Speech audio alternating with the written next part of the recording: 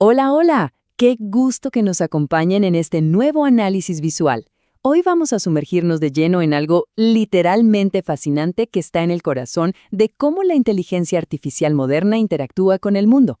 Hablamos de la gestión del ciclo de vida de la arquitectura de memoria. Y, a ver, no se trata solo de guardar datos en un disco duro, para nada. Estamos hablando de cómo las máquinas aprenden a recordar, a priorizar y, lo más loco de todo, a olvidar. Todo esto en tiempo real. Así que arranquemos con este desglose. Para darle un poco de contexto a todo este tema tan técnico, miremos esta increíble frase de Cicerón del año 55 a.C. La memoria es el tesoro y el guardián de todas las cosas. O sea, lo entendió hace más de 2000 años, ¿no? Sin memoria simplemente no hay base para la inteligencia. Y es súper interesante pensar que toda esta búsqueda actual por perfeccionar la inteligencia artificial está, al final del día, profundamente inspirada en cómo funciona nuestra propia mente. Queremos que los modelos retengan el contexto de esa misma forma dinámica y súper eficiente que tenemos los humanos. Bueno, para estructurar todo esto, vamos a seguir esta ruta. 1. El límite del contexto. 2. La inspiración en el cerebro. 3. La memoria a corto plazo. 4. La memoria a largo plazo. Y finalmente, 5. Cómo se integra todo esto en el ciclo de vida. ¡Vamos a darle! Empezamos con la primera sección, el límite del contexto. Básicamente, la física de la atención. El primer gran muro de ladrillos con el que se topan los ingenieros es que los modelos simplemente no pueden recordarlo todo de forma infinita. Resulta que el mecanismo de atención de un transformer estándar escala de forma cuadrática. En términos prácticos, ¿qué significa esto? Pues que si se duplica la ventana de contexto, el consumo de memoria y el tiempo de procesamiento se cuadriplican. Una locura. Así que para estos agentes que operan con cientos de miles de tokens, los requisitos de caché se vuelven totalmente prohibitivos para las GPUs de un solo nodo. La fuerza bruta computacional llega a un límite físico que, sencillamente, no se puede saltar. Pero, ojo, el problema no es solo de hardware.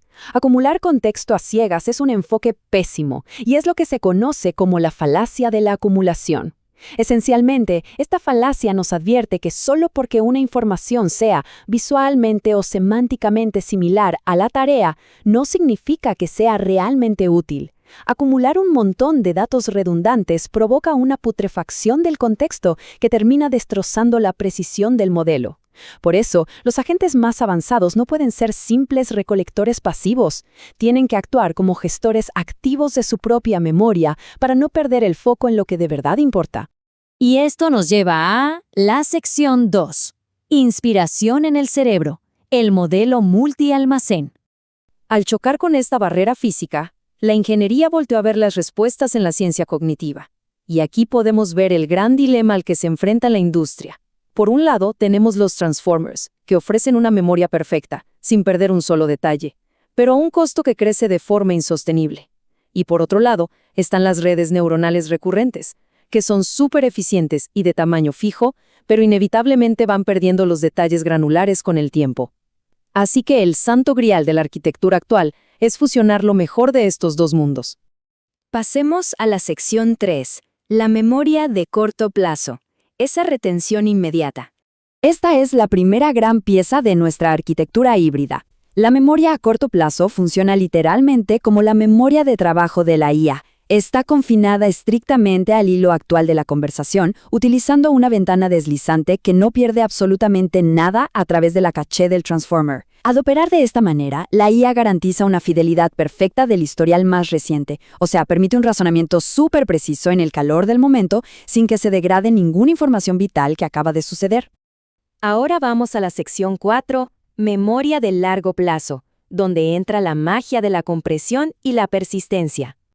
Pero a ver, ¿qué pasa cuando la conversación excede esa ventana a corto plazo? Este esquema ilustra la solución de una manera brillante.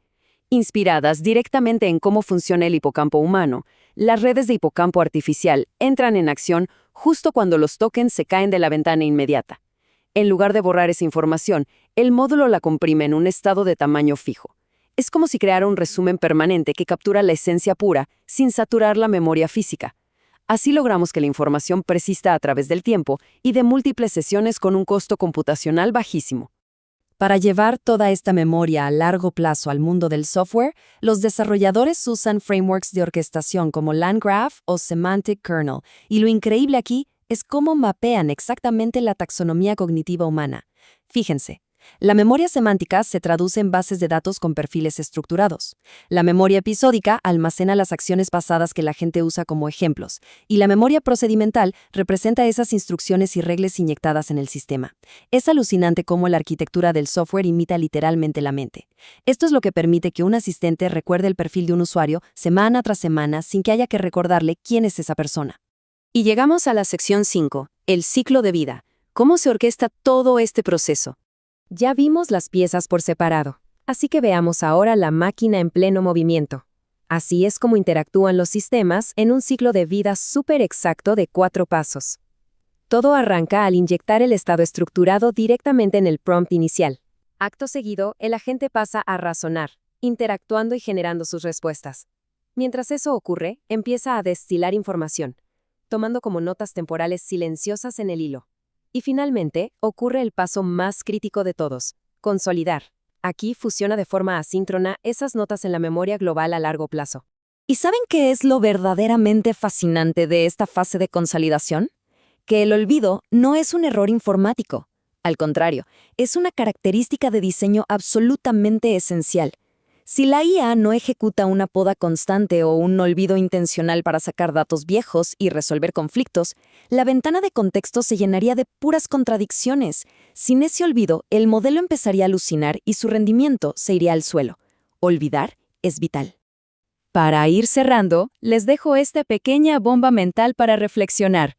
Viendo estas redes de hipocampo artificial y el olvido intencional integrado directamente en el diseño, llegarán estas arquitecturas a imitar tan bien el cerebro humano que van a experimentar algo parecido a la nostalgia o al olvido de forma 100% natural. La línea entre las estructuras de datos artificiales y nuestra propia cognición se está volviendo maravillosamente borrosa. Hoy en día, la eficiencia ya no se trata de guardarlo todo, sino de saber exactamente qué conservar y qué dejar ir. Espero que este análisis les haya volado la cabeza tanto como a mí y nos vemos en la próxima exploración. ¡Hasta luego!